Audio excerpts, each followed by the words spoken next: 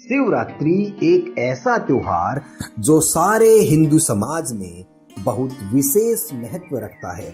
वह बहुत पुराने समय से इसे हर साल बड़ी धूमधाम से मनाया जाता है। इस अवसर पर श्रद्धालुओं की लंबी कतारें शिव मंदिरों में देखी जा सकती है। वह हर कोई अपने हाथ में गंगा जल, दूध या फल आदि लिए भक्तिभाव से सरोबार दिखाई देते हैं। फाल्गुन मास की कृष्ण चतुर्दशी को पड़ने वाले इस त्योहार पर भारत में जम्मू कश्मीर से लेकर सुदूर दक्षिण तक भक्त लोग उपवास करते हैं। सारी रात शिव भगवान की आराधना करते हैं। घंटों की आवाज और शिव जी के जयकारों से पूरा मंदिर ही नहीं, आसपास का वातावरण भी गुंजायमान हो उठता है। इस अवसर पर शिवलिंग के ऊपर गंगा जल व दूध का अभिषेक विशेष रूप से किया जाता है। कुछ श्रद्धालु हरिद्वार से कावड़ लाकर अपने आसपास शिव मंदिरों में स्थापित शिवलिंगों पर उसे चढ़ाते हैं। अन्य दिनों में देवी देवताओं की पूजा करने वाले लोग इस दिन शिव की पूजा विशेष रूप से करते हैं। इस त्योहार के पीछे बहुत सी कथाएं बतलाई जाती हैं। शिवरात्रि का यह त्योहार हिंदू परंपरा में कुछ इस तरह स्थापित हो चुका है कि इसकी सार्थकता जानने की जरूरत ही महसूस नहीं की जाती और परंपरागत रूप से हर साल श्रद्धालु इसे मनाकर अपने भक्ति भाव को और भक्ति कर्म को पूर्ण मान लेते हैं। आज इस अवसर पर हम अपने सद्ग्रंथों के प्रकाश में इस त्योहार के महत्व को जानेंगे। हिंदू धर्म के आधार ग्रंथ पवित्र वेद व गीता जी है। ये ऐसे सद्ग्रंथ हैं जो प्रभु दत्त हैं और इनकी सत्यता पर किसी को कोई संदेह नहीं है। हालांकि वेद और गीता जी मानव मात्र के लिए हैं, ये किसी धर्म की सीमाओं के अंदर इन सद्ग्रंथों की महानता को नहीं बांधा जा सकता। फिर भी हिंदू धर्म के मानने वाले लोगों के लिए ये ग्रंथ विशेष आदरणीय है। हम साथ ही साथ यह भी जानेंगे कि पुराण ऋषियों का अपना अनुभव है। इस कारण पुराणों से ज्यादा महत्व प्रभु का आदेश है। मतलब साफ है कि यदि वेद और गीता शिवरात्रि का या किसी अन्य धार्मिक क्रिया का समर्थन नहीं करते हैं तो वो स्वीकार्य नहीं है। आज शिवरात्रि के संदर्भ में, शिव भक्ति के संदर्भ में अपने पवित्र वेद और गीता जी क्या निर्देश देते हैं, इस संदर्भ में हम आपके सामने एक छोटी सी वीडियो क्लिप लेकर आए हैं जो आपको इस संदर्भ में अपने सद्ग्रंथों से रूबरू कराएगी। आप निष्पक्ष होकर इस छोटी सी क्लिप को देखें और अपने जीवन को एक सार्थक और तार्किक दिशा दें। माता पार्वती जी के 107 जन्म हो चुके थे। वो मर रही थी, फिर कहीं जन्म लेती थी और भगवान शिव से ही उसका विवाह होता आ रहा था। 108वां जन्म था पार्वती जी का। उधर से भगवान शिव जी क्या करते थे, वो पार्वती जी से इतना प्रेम करते थे अपनी पत्नी से, उनकी मृत्यु के उपरांत वो उनके कंकाल को, उनके सिर को निकाल लेते थे और उनके प्रेम में उसकी याद को ताजा रखने के लिए एक माला बना ली थी, गले में डाल लेते थे और या अपने कहीं मकान, अपने महल की खुट्टी पर टांग देते थे। उनकी याद में रोते रहते थे। एक दिन नारद जी आए, पार्वती जी से कहा कि हे माता, आप जन्म और मृत्यु के कष्ट से कितने दुखी होते हो। भगवान शंकर जी के पास, शिव जी के पास एक अमर मंत्र है। यदि वो आपको वो मंत्र दे दे, जाप करने का एक नाम है, आपका जन्म और मृत्यु समाप्त हो सकता है। पार्वती जी ने कहा कि भक्त, हे ऋषि जी, आपकी बातों पर मुझे विश्वास नहीं हो पा रहा।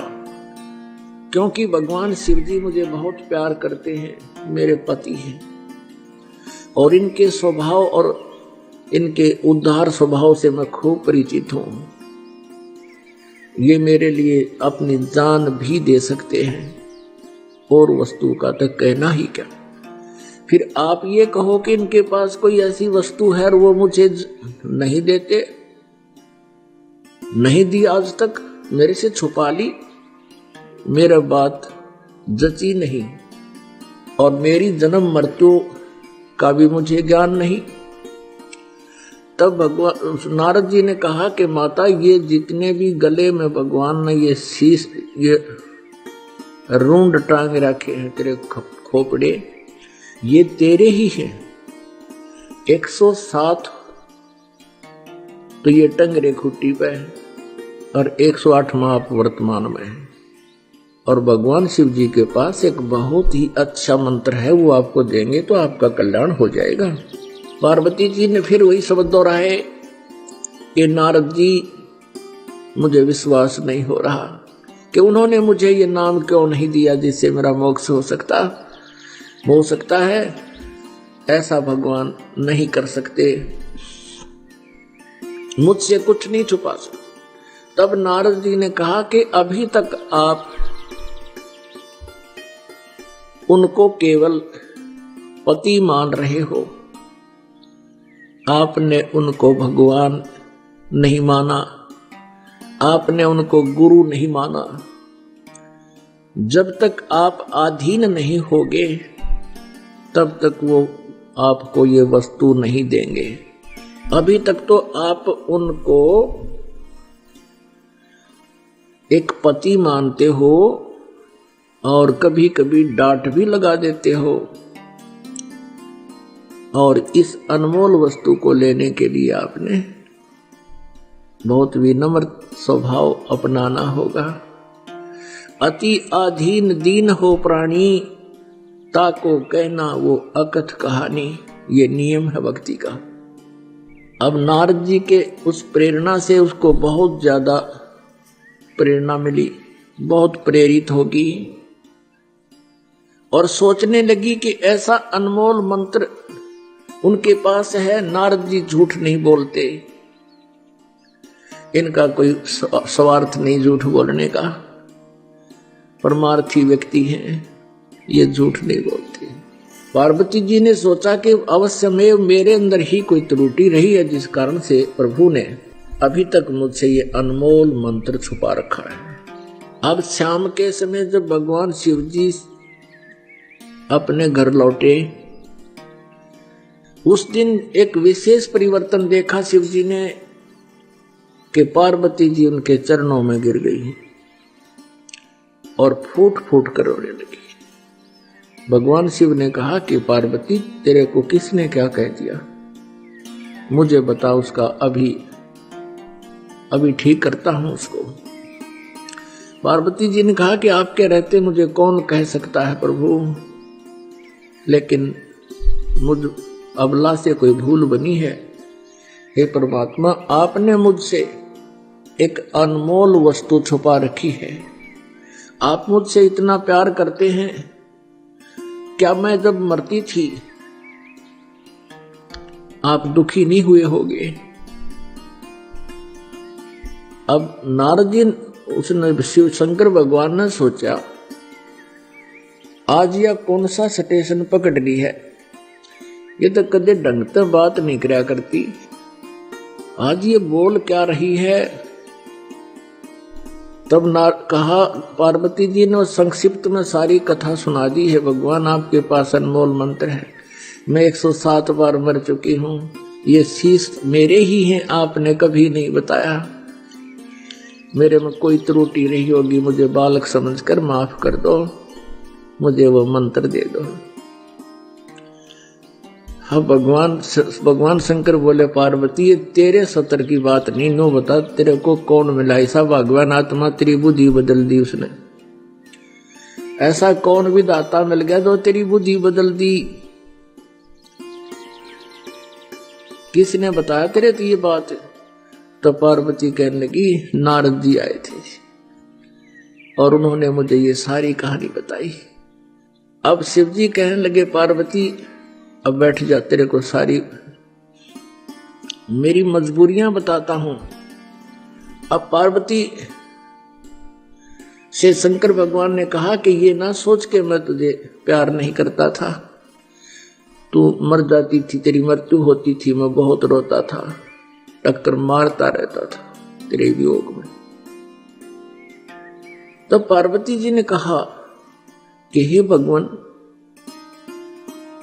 और साथ में ये भी शंकर भगवान ने कहा कि ये सभी सिर तेरे, ये जो टांग रखे हमने, तेरे सिरों की माला बना रखी है, जब तक तू दोबारा मुझे प्राप्त नहीं होती थी तब तक मैं इनको देख देख कर रोता रहता था। तब पार्वती जी ने कहा, हे भगवान, आपके पास ऐसा मंत्र है जिससे मैं अमर हो सकती हूं, और वो क्यों ना दिया आपने भगवान, मैं मरती ही नहीं, आप इतने कष्ट उठाया आपने। पुण्यात्मा, जो व्यक्ति अपने प्रोसेस से परिचित होता है, अपने प्रोफेशन से परिचित होता है,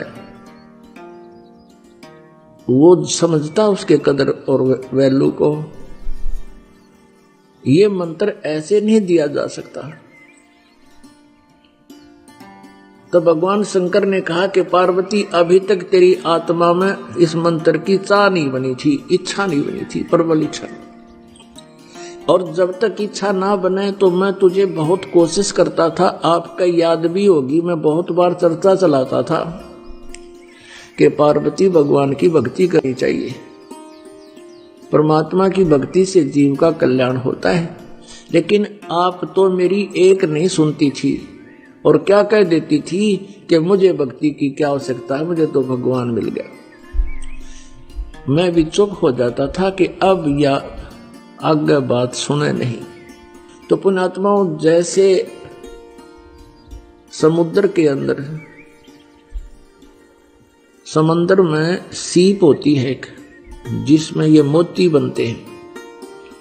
आपने देखे होंगे, शंखले से हुआ करें शंख, ये तो ऐसा ही एक चपटा सा होता है, एक जीव होता है, उसका ऊपर का शरीर बहुत सख्त होता है और उसमें मोती कैसे बनता है, वो सीप जिस समय उसको चाह होती है, समुद्र में एक विशेष गर्मी पैदा होती है और उसके बाद फिर कुछ वर्षा के आसार बनते हैं। तो सीप जो है समुद्र में रहती है और ऊपर सतह पर आ जाती है। जब उसने मोती बनाना, जब उसमें मोती बनने की प्रक्रिया, उसके अंदर एक विशेष जिज्ञासा उत्पन्न होती है, चाह होते, अपने आप उसका मुंह खुल जाता है और ऊपर खुले हुए मुंह खुला हो, ऊपर से वर्षा हो जाती है समाती, यानी आसमान की, बादलों की। तो उससे वो थोड़ा सा नीर ग्रहण करके और मुंह बंद कर लेती है, उससे मोती बनता है।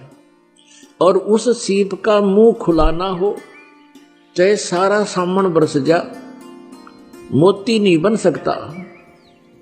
तो यहां परमात्मा बताते हैं कि पार्वती के अंतःकरण रूपी सीप का मुंह बंद था, नारद जी की प्रेरणा से वो मुंह खुल गया और भगवान शिव जी ने फिर उसमें वो मंत्र डाल दिया। तो भगवान शिव ने कहा कि पहले तेरी इच्छा नहीं थी और ये ऐसा अनमोल मंत्र है, मैं तुझे ऐसे बर्बाद नहीं कर सकता, और मैं तुझे दे भी देता, बता भी देता तो तेरे जिज्ञासा थी नहीं, यो काम नहीं करता, ये व्यर्थ जाता। तो तब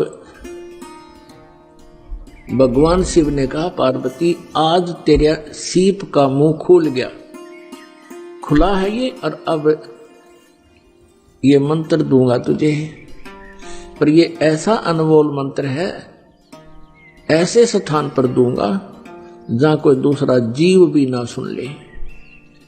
जहां पर अमरनाथ बना हुआ है वहां एक सूखा वृक्ष था,